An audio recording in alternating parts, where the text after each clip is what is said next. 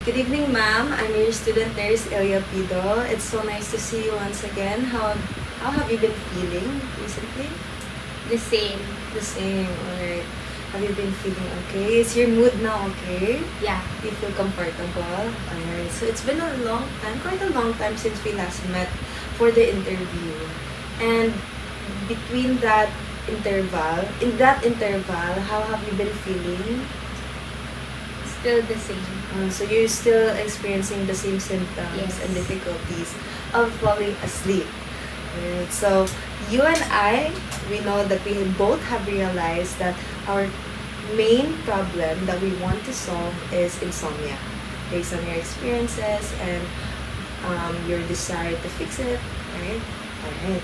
So now I have prepared a number of slides for us to go through, for us to be educated on. So it contains a lot of information focusing on insomnia, what it is to begin with, and more on the science of sleep and some sleeping strategies that we can do so that you can have better sleep, and also um, ways for us to know if you need to seek medical help if ever symptoms persist. Okay? Before we get started, so after our interview, I have created a care plan for you. So, yeah, this is the title of our plan, of our goal. So, title is Do Not Disturb the Disturbed, Managing Insomnia Through Healthy Sleeping Practices. So our purpose is to educate the client about the causes, risks, and non-pharmacological interventions for insomnia and promote behavior change toward healthier sleep. So goals is the client will gain an understanding of insomnia and be able to apply effective strategies to improve sleep and quality and daily functioning. So we have our learning objectives, content, the teaching methodology or visual aids that we will be using, and our way of evaluation. So you can personally read this all.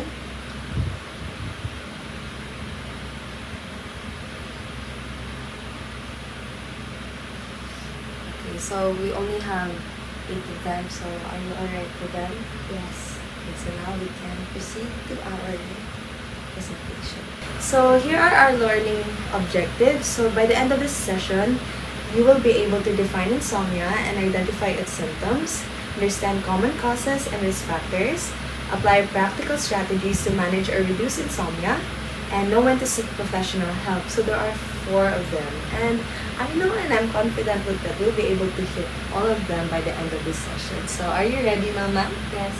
Alright, so what is insomnia? So I know that you have a prior knowledge to this because you were the one who explained to me your symptoms and what it might be, and you did mention insomnia, in which you are correct. So insomnia, basically difficulty falling asleep. That is the most general and common term of it. And there are 2 types of it. So we have acute and we have chronic. So acute, this is the shorter term, and chronic, the longer term. So those are the simplest definitions of it. Got it, ma'am? Yes. So right now, do you feel like are you in the chronic or the acute term? I feel like it's acute. Okay, cute. You're cute, ma'am. So now let's dive in more as to what insomnia is and what it's got for us. So, can you name at least 3 symptoms of insomnia that you may have experienced or others may have experienced, or just simply you know of the symptoms? Okay, so I find it hard to get some sleep. Okay. I feel tired when I wake up, Mhm. even if I sleep. Also, I feel short-tempered sometimes. So, all of those symptoms are actually correct, and mostly everyone who experiences insomnia have these symptoms as well. So, as stated, you actually got 3 of them already. So, difficulty falling asleep, the main symptom of it, and waking frequently at night, feeling tired upon waking, and daytime fatigue or irritability. So insomnia really is not just simply you having difficulty falling asleep. There's also that, but it also spreads to more causes and disturbances in our daily living. So It not only ends up all night, but it also brings you to a lot of symptoms next day in the morning. So there are risk factors and causes to it. So probably some of it you might feel, oh, I kind of relate. So number one is stress, anxiety, depression. These are actually three of the most common risk factors and causes of insomnia. Number two is poor sleep hygiene. Probably when you have been stuck in a cycle for a very long time. A lot of people would even describe and even explain that their poor sleeping hygiene started in the pandemic because they didn't have much to do. Does that resonate to you too? No. No, alright. So, next is medical conditions. A lot of people who experience medical conditions also experience insomnia. Next is drinking of caffeine, alcohol, or medication use. This also have its side effects on making you more awake.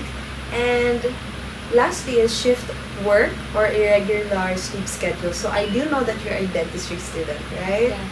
And you get a lot of load, academic load in your schedules, right? So I do see you often that you're awake and you're still studying and doing some schoolwork. So that does disrupt your sleep, right? Yes. Alright, so why does sleep matter? So we focus on these three things: physical health, mental health, and performance.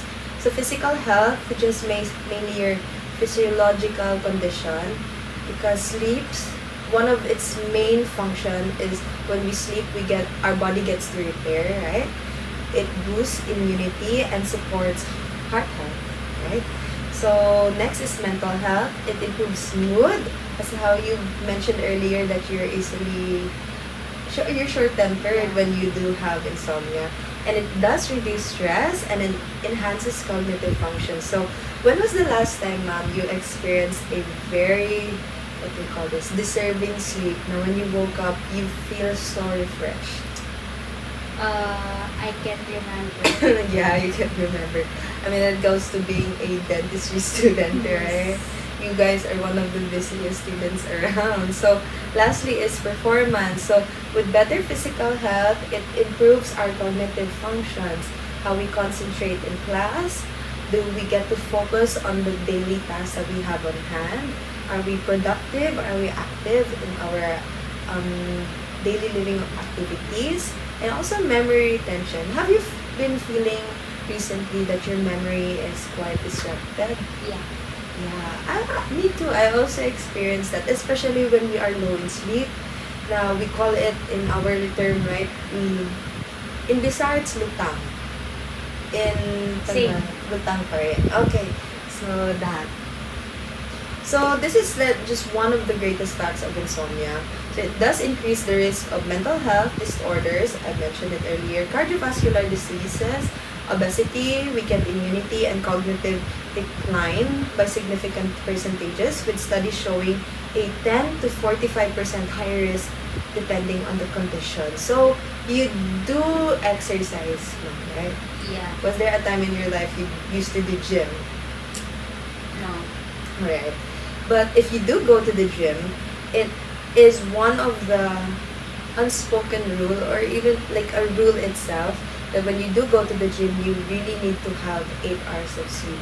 Because if you go to the gym and you do not sleep early, it means all of the work that you've done in that gym is nothing. Right? So we get that a lot. So it just describes on how important sleep really is. Okay, so these are the simple do's and don'ts. So 5 each. So do's, you create a consistent sleep schedule. Make your bedroom comfortable. Limit caffeine and alcohol. I know that this is hard because there are a lot of times that we need to be alert and awake at night to finish most of the things we need to do. But if we can, it is encouraged. Next is engage in relaxing activities. What relaxing activities do you usually do? Playing. Alright. So, do you exercise regularly? Yeah, but not now. Not now. Okay. So here are the don'ts. So number 1 is don't use electronics before bed. I know this is hard. I'm guilty of it too. But we can try. one step at a time. Next is don't eat heavy meals late at night. Number 3, don't take naps late in the day. Number 4, don't drink excessive fluids before bed. And number 5, don't stay in bed if you can't sleep. So, the last one is quite intriguing because most of the time, especially living in a Filipino household, that your mom really forces you to sleep.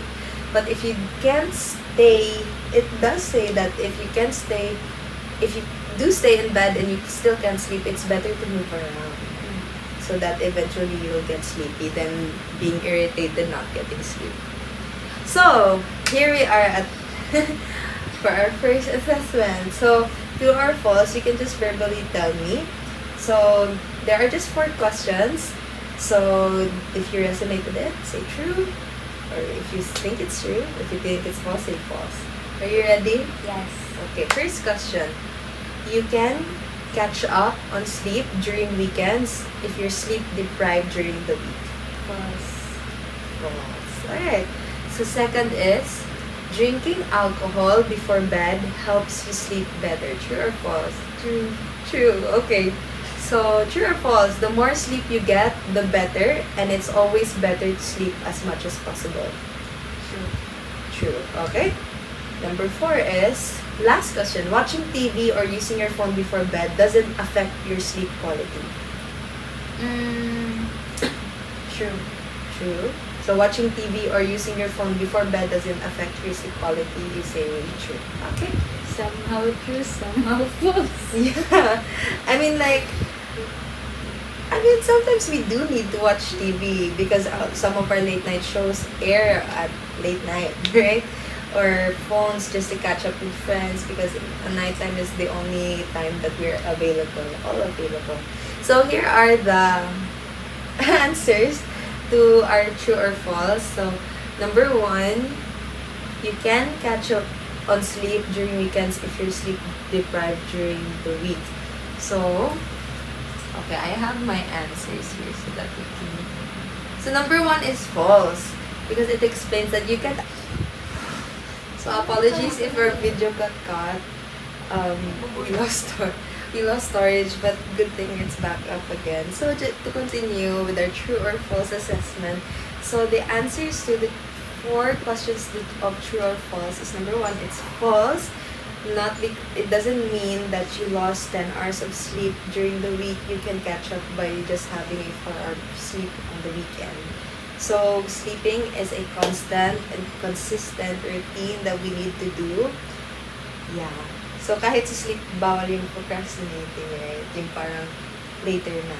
Alright? So second is false. Alcohol may make you feel sleepy, but it disrupts your sleep quality. So, yeah. And number 3, it's false. More sleep is not always better. Oversleeping regularly can be linked to health problems. Even depression, that's like one of the signs that you see of a depressed person if they usually, most of the time, fall asleep, right? So that's one signal to it. And last is false. You're not supposed to have blue light exposed to your eyes right before you fall asleep. And we'll explain that further later as we have also a topic here relating to the science of sleep. And I think it's in just few slides. So these are sleep myths debunked. So it is a myth to say that you can catch up on sleep during the weekend. It is a fact that irregular sleep patterns disrupt your circadian rhythm. What is that type of rhythm? So we'll get to know that later. So myth is snoring is harmless. But fact is it can be a sign of sleep apnea. Okay. Myth, older adults need less sleep. But fact is sleep needs remain consistent with age. So this last myth and fact does resonate with us because growing up in a Filipino household, again, we were told to get a lot of sleep when we were kids, right? Because we might miss out on sleep when we grow old. But it is already stated, and it's fact that in the amount of sleep that we get in childhood is also the amount of sleep that we need growing up, right? It's our body still anyway. So, here we are in the science of sleep. So, the science of sleep, as how I've researched about it, it does mention rapid eye movement and non-rapid eye movement. So, what does the eye have to do with sleeping? And what does light also do with sleeping? So, these two are actually very rooted in sleep. So, first is your sleep cycles. So, the eye movement actually indicates the type of sleep you're having. So, it's either you're having a dream or you're trying to resurface to a memory on your brain. So, this is a study that was done. So, rapid eye movement, our body may be still, but it does amaze us that our eyes are moving when we dream and we have memory consolidation. Right?